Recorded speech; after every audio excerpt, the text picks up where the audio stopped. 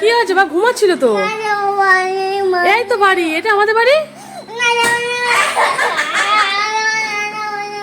Hello viewers, কেমন আছো তোমরা? আশা করছি ভালো আছো। আমিও কিন্তু বেশ ভালো আছি। আগের মিনি ব্লগে তোমরা দেখেছো শ্বশুর বাড়ি যাচ্ছি। আজকে কিন্তু ভিডিওটা একটু বড় হবে। আর শ্বশুর বাড়িতে গিয়েই আমার গীতবাবু যে কাণ্ড করলো তোমরা নিজে চোখেই দেখে নাও। কি হয়েছে? বা ঘুমাচ্ছিল তো।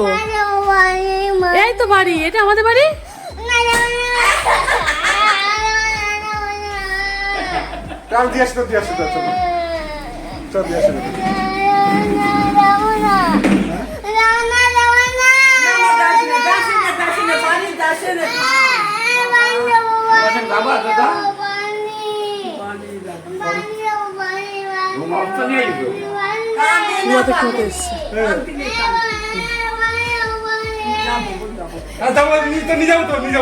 আসতে না আসতেই আমার গীতের কাণ্ডটা একবার দেখেছো। এখন চুপচাপ, তার কারণ ওর মনে পড়েছে বাড়ির পাশে দোকান আছে, ওর কোনো অসুবিধা হবে না।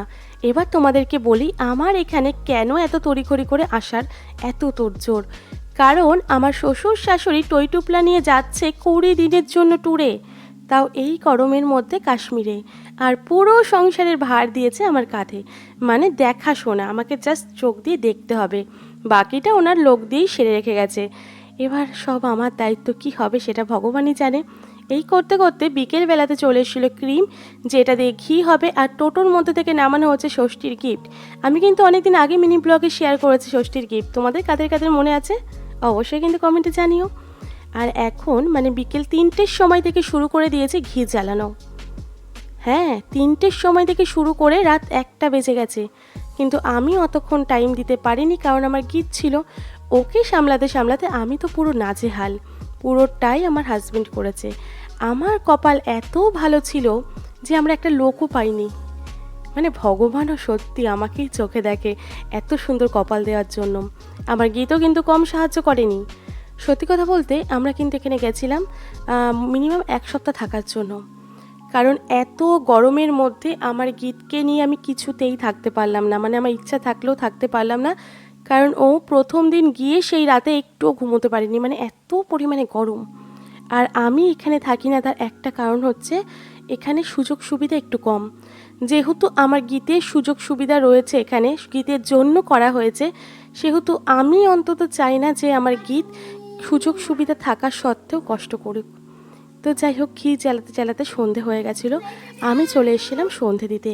আর এইদিকে আমার গীত আমাকে প্রচণ্ড পরিমাণে জ্বালাচ্ছে। বেশ অনেক দিন পর এই ঠাকুর ঘরে আমি সন্ধে দিচ্ছি, মনটা কিন্তু ভীষণ ভালো লাগছে। আর বিশ্বাস করো, এই যে গীতের জ্বালাতন, এই যে নিজে হাতে এই কটা দিন থাকবো এখানে সামলাবো, একটা না মনের মধ্যে বেশ ভালো লাগা কাজ করছে, মানে নিজের সংসার একটা ফিল আসছে। আমার গীতবাবু কতটা দুষ্টু হচ্ছে দেখেছো?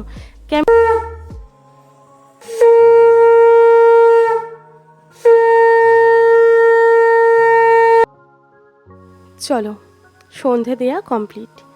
বিশ্বাস করো ভীষণ ভালো লাগছিল, মানে এত ভালো লাগছিল তোমাদের প্রকাশ করতে পারবো না।